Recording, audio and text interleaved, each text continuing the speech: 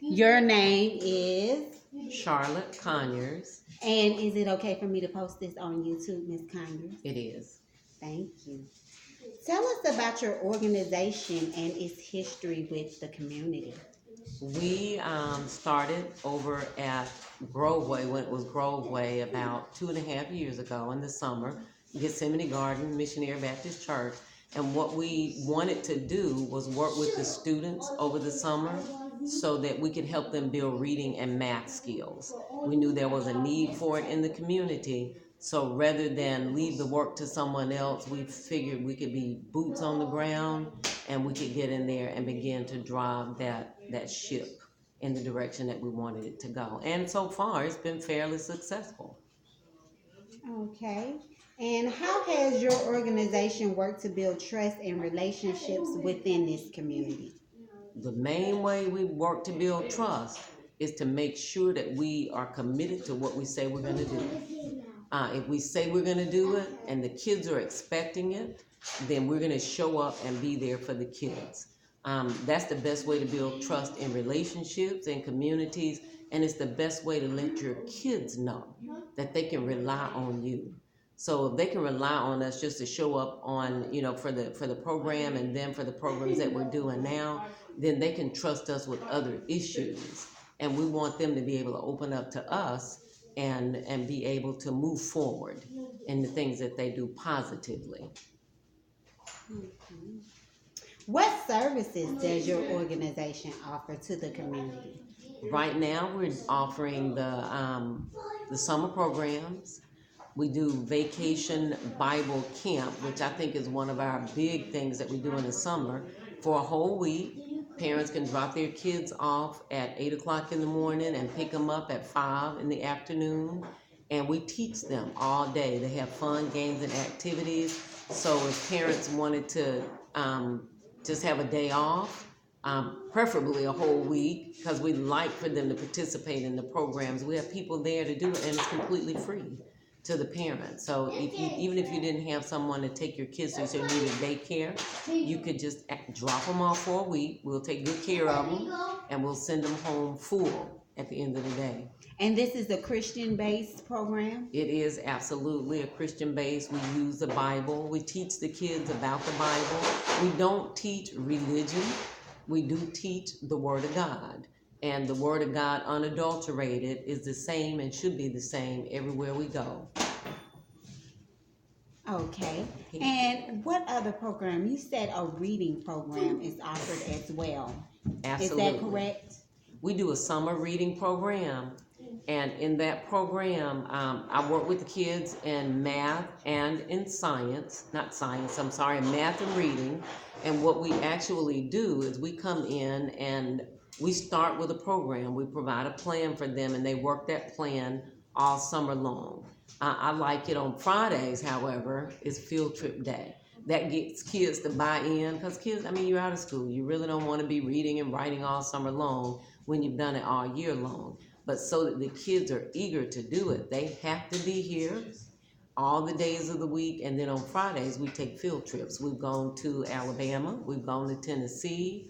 We've gone to a lot of different places at no expense to the students, because we want them to have these experiences. So I'm hoping that as we continue in the summer, the program will grow and we'll get more students to attend. The goal is not for them to go on field trips, although it does broaden their horizon, but the goal is to get them to read.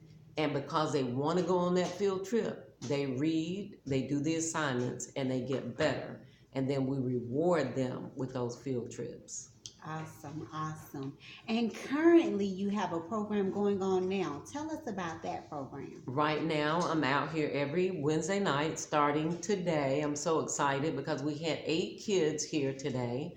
That's good for a first day out. It's a Bible study, and we're starting, it's about 10 weeks. We're doing the 10 Commandments. The 10 Commandments, and the first one, thou shalt have no other gods before me. So they're focusing on what those mean and how they can apply them to their lives so that they'll help them become better individuals and better citizens for the whole community. Okay. Is your organization willing to admit to mistakes and failures? Absolutely. We make many. Fortunately, we're just like any other person. And although we call ourselves an organization, we are made up of people.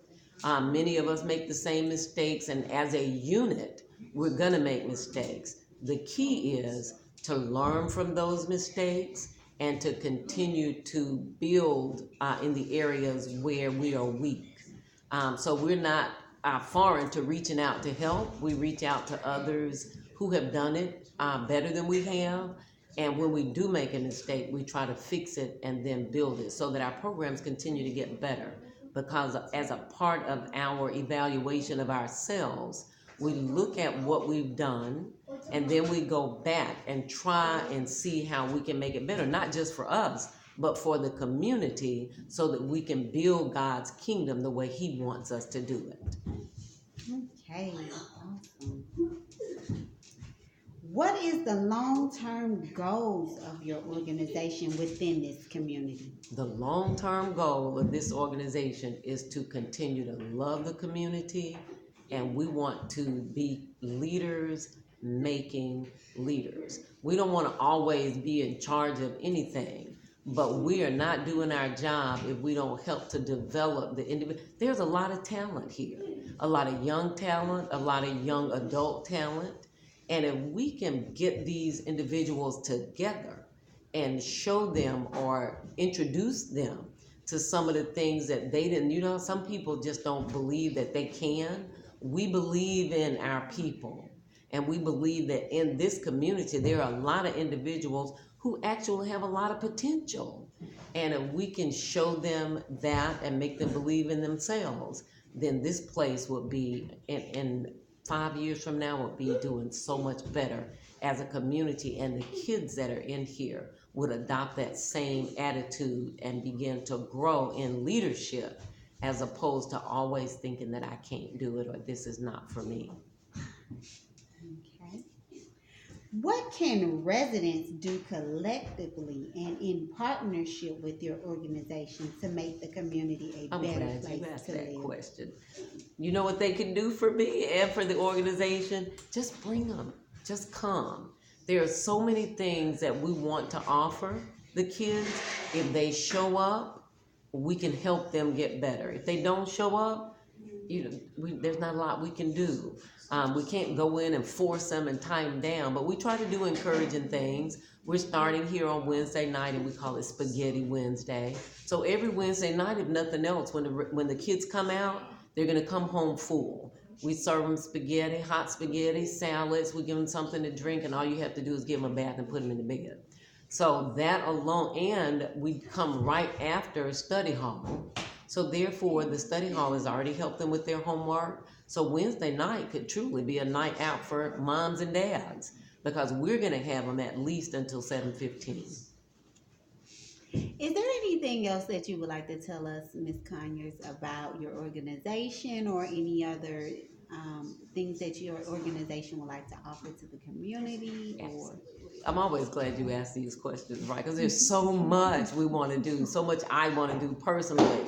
But for me, we offer classes, financial classes at the church once a month, usually on the fourth Sunday after service. We have people who have done it. They're already millionaires. They're already into their financial careers, and they own businesses that actually support the things that they are teaching us. So they're teaching the kids, young adults, kids. Not only do they teach you, if you bring your laptops and your portfolios, they will help you set up your stock portfolio. So they're doing it right there on the spot. So it has so much to offer. They do, we call it Win Now series. They just had one on marriage. They have them on finances. They have them on child rearing. There's so many. And what we do is, because we do make mistakes, we just kind of decided this is what the people need. We don't stop at what we think the people need. We ask them what you want. What do you want to study or learn about most? Is there something going on in your life right now that you need some information about? And what we do is we go out and find experts to bring in to teach you about those things. Well, thank you so much, Ms. Conyers, for taking the time out to speak with me in regards to your work within the community. On behalf of the community, I want to thank you and let you know that you and your organization are greatly appreciated within our community. We appreciate that. Thank you so much for having us. We're just glad to be here.